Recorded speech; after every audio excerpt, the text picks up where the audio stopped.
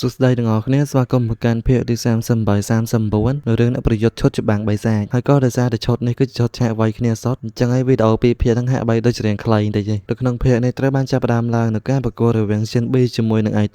Aitomo ឡើងលើសាយវានហើយនឹងមែនតែននិយាយទៅកាន់ Shin B ថាខ្ញុំចង់យកជីវិតហើយគណៈកម្មការក៏បានប្រកាសទៀតថានេះគឺជាការប្រកួតរវាង Aitomo ជាមួយនឹង Shin B ដើម្បីទទួលបានតំណែងកំពូលទាំង10ដែលគ្រាន់តែចាប់ផ្ដើមភ្លាមយើងក៏បានឃើញថា Shin B ក៏បានបញ្ចេញនូវស្នៀតចុងក្រោយដែលគឺជាស្នៀតខ្លាំងជាងគេចេញមកទស្សនិកជនទាំងអស់ក៏បានវិនិច្ឆ័យទៀតហើយហើយអ្វីបានជា Shin B គ្រាន់តែចាប់ផ្ដើមក៏បានបញ្ចេញនូវស្នៀតចុងក្រោយមកអញ្ចឹងមិនអីក៏បានតបថាប្រកាសណាស់តបតជាមួយនឹង Aitomo បើសិនជាគាត់ចង់មានជីវិតត្រូវតែធ្វើអញ្ចឹងឯង Aitomo ក៏មិនទុកយូរដែរបញ្ចេញនូវព្រលឹងសាររបស់គេចេញមកមើលទៅកំណាចមែនទែនតម្លៃកំឡោះសង្ហែទាំងពីរនេះនៅតែបន្តការវិនិច្ឆ័យប៉ុន្តែក៏មិនចាំបាច់ចង់ដឹងទេដោយសារតែកន្លែងនេះមានមើលយល់អញ្ចឹងឯងក៏បន្តសាយរឿងទៀតព្រលឹងសារស្វារបស់ Aitomo នៅតែបន្តបើការវាយប្រហារជាមួយនឹង Shin B អត់ឈប់ឈរ Shin B ក៏បានគិតថាអ្នកផ្សេងខ្លាចឯងប៉ុន្តែខ្ញុំមិនខ្លាចនោះទេដោយសារតែខ្ញុំបានដឹងអំពីសាច់ស្នៀតឯងអើយបញ្ចេញនៅដាវចេញមកដែលគេបានហៅថាគឺជាដាវព្រះនឹងឯង Aitomo បានឃើញអញ្ចឹងក៏ពិតជាមានការភ្ជាប់ផ្អើលមែនតែលិនបៃវឹងនេះវិញក៏ដូចគ្នាផងដែរលិនវឹងបានជេរបន្តថាមកទៅពួកយើងគិតមិនខុសទេជ័យជំនះក៏ហាក់បីដូចជាត្រូវបានសម្រេចឯង Hansen ក៏បានហក់ទៅកាប់ Aitomo ចាំមួយដាវដែលពេលហ្នឹងក៏បានប្រែកាយទៅជាស្វាហ្នឹងបន្ថែមពីលើនឹងទៀតក៏បានដាក់ថែមទៅ2ជើងបណ្ដា Aitomo ត្រូវបានផ្ទះហើយនឹងត្រូវបានចាញ់នៅកន្លែងកើតហេតុលិនបៃវឹងក៏បានលាន់មកថាតែបញ្ចប់លឿនយ៉ាងនេះមែនទេទស្សនិកជនទាំងអស់ដើមឡើយហាក់បីដូចជាមានការស្រឡាញ់កាំងផងដែរប៉ុន្តែក៏បានលើកគ្នាដើម្បីនឹងអបអរសាទរឲ្យទៅកាន់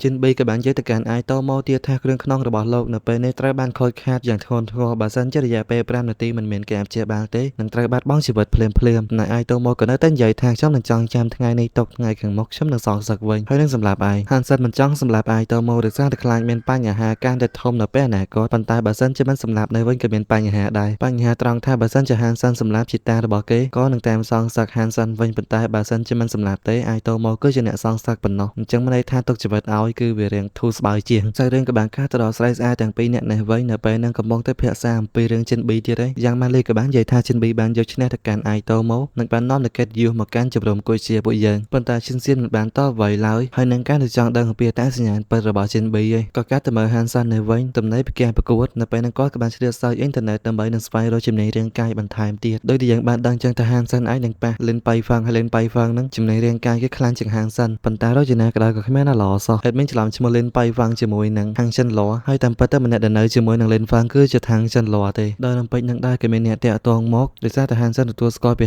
Hansen Law ជាមួយនឹងលិនហ្វាំងហើយពេលនេះគេណែនាំការងារល្អឲ្យ Hansen ធ្វើ Hansen ក៏បានសួរថាតើការងារអ្វីទៅគេក៏បានតបថាទៅដល់កុំទៅដឹងទេរំពេចនឹង Hansen ក៏បានប្រទះជាមួយនឹងជំនាញមួយដែលមានអត់តាន់បកប្រែមកទេទៅគ្នាយើងឆ្ងល់សិនហើយ80ម៉ោងក្រោយទៀតក៏បានឃើញថា Hansen ក៏បានធ្វើដំណើរមកដល់ទីតាំងណាជួបចាំមួយសន្ទុះក៏បានឃើញជាមួយនឹងមនុស្សមួយក្រុមបដាចូលមកដែលបានដឹកនាំដល់បេម្នាក់ដែលមានឈ្មោះថាឈ្វាន់នឹងហើយក៏ Shin B ធ្លាប់បានជួបជាមួយនឹងគេកាលមុនដែរកំឡុងពេលដែលប្រកួតជាមួយនឹង Shin Sian អញ្ចឹងកំឡុងពេលដែលបញ្ចប់ពីការប្រកួតមួយ Shin Sian ដែល admin ហៅថាលបងឈ្វាន់លបងឈ្វាន់នឹងបានឃើញ Hansen ហើយក៏បាននិយាយថាមានន័យថាគឺជាគាត់មែនតែហៅគាត់ទៅដើម្បីពួកយើងការពារគាត់មែនហើយជាបន្ទុកពួកយើងមែនម្នាក់នេះក៏បានទៅកបฏក Hansen ហើយបាននិយាយថានៅពេលដែលឯងមកដល់ទីនេះឯងគួរតែបានដឹងហើយឯងមិនត្រូវធ្វើជាបន្ទុករបស់យើងនោះទេចំណែកការប្រមាញ់លើកនេះគឺជាការប្រមាញ់ពាក់ព័ន្ធជាមួយនឹងសាច់ឈាមដតេប្រភេទដើម្បីឲ្យលបងឈ្វាន់ពួកយើងដូច្នេះឯងកុំធ្វើប្រហែសសោះហើយនៅកុំឲ្យខ្លាចទៅជាបន្ទុកពួកយើងលបងឈ្វាន់ក៏បាននិយាយទៅកាន់អបិនឹងថាដោយសារតែគេមានការទុកចិត្តពីខាងឈិនលាវជាមួយនឹងលេនហ្វាំងដូច្នេះផ្ដល់ឱកាសឲ្យគាត់ម្ដងទៅប៉ុន្តែពួកយើងមិនធានាសមត្ថភាពឯងឡើយហាងសិនលឿនចឹងហាក់បីដូចជារៀងញញឹមសាច់រឿងយើងនៅពេលនេះក៏បានការទៅដល់ពួកគេដែលបានធ្វើដំណើរទៅដល់ឡាងភ្នំមួយដែលគឺជាឡាងភ្នំសត្វបិសាចឈាមព្រះហ្នឹងប៉ុន្តែមុននឹងចូលទៅដល់សត្វបិសាចមួយហ្នឹងពួកគេគួរនឹងត្រៀមចំផែនការទុកជាមុនសិនទៅហើយលប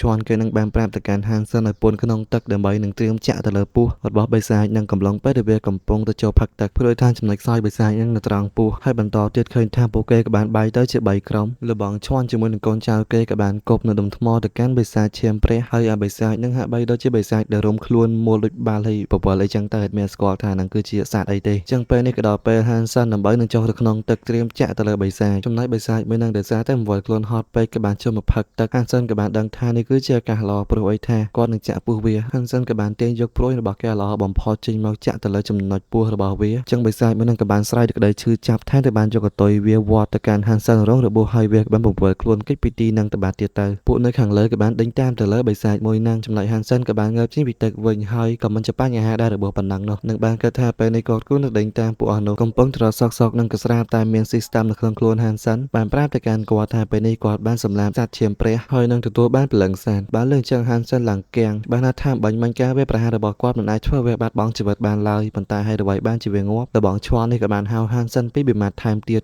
ទៅហានសិនក៏បានដឹងខ្លួនឡើងវិញក៏ស្រាតែពួកកូនចៅលបងឈ្មោះនេះខាងមុខមើលទៅហាក់បីដូចជាមានការផាត់ភ័យញ័ររន្ធត់ដៃជើងហានសិនលបងឈ្មោះក៏បានរត់ទៅមើលហើយក៏ពិតជាមានការផ្សាប់អើមែនតែនឃើញនៅឥន្ទ្រីមួយយ៉ាងធំកំពុងតែជន់នៅពេញលើសាច់ឈាមព្រះអំបញ្ញមិញពួកអស់នឹងឃើញចឹងនឹងគេមានតែដាក់មេប្រយប៉ុណ្ណោះដល់ឡែកហានសិនគាត់បាននៅឈរមើលបើសានត្រីក៏បានរត់សម្ដៅទៅកាន់ពួកអ្នកទាំងអស់គ្នាហានសិនក៏នៅតែឈរកើតថាមើលទៅពេលនេះប្រហែលជានេះគឺជាទឹកដៃរបស់វាដូច្នេះគាត់ក៏បានយកព្រួយបាញ់សម្ដៅទៅកាន់បិសាចន្ទ្រីមួយនឹងហើយទោះបីជាវាមានឈាមព្រះយ៉ាងណាក៏ដោយប៉ុន្តែឈាមព្រះនេះក៏ពិតជាខ្លាំងយូរតែមែនតែម្ដងសាទនឹងបិសាចន្ទ្រីហើយតែអញ្ចឹងបានសម្លឹងទៅមើលហានសិនហើយមួម៉ៅដេញតាមហានសិនខ្វាញ់ចុះខ្វាច់ឡើងនឹងបានចាក់មួយចំពោកចំទៅកាន់ហានសិននៅពីក្រោយលបងឈ្មោះហើយនឹងកូនចៅកំពុងតែពួនមើលក៏បានកែប្រែកំណត់ពួកគេហើយនិយាយថាមកទៅហានសិនមិនកំសាដូចជាពួកគេគិតឡើយហើយតាមពេលពួកនឹងតែកំសានោះថយដើម្បីនឹងជួយពួកយើងនៅពេលនេះពួកយើងជាពាក់កូនគេមួយហានសិនក៏បានបញ្ឆោតអន្ត្រីនឹងទៅឆ្ងាយដាច់ផុតពីពួកអស់នឹងដូច្នេះគាត់ក៏បានបញ្ចេញនៅព្រលឹងសាទដែលគឺជាអាវក្រោះឈាមតេបភាពដើម្បីនឹងរត់បន្តទៅដល់ហើយក៏បានឃើញជាមួយនឹងបាំងមួយហើយគាត់កម្រងនឹងគេចខ្លួនចូលទៅក្នុងបាំងនឹងហក់ចូលទៅចំពោកអន្ត្រីនឹងក៏នៅតែចាក់ទៅកាន់ហានសិននៅពីក្រោយដដែល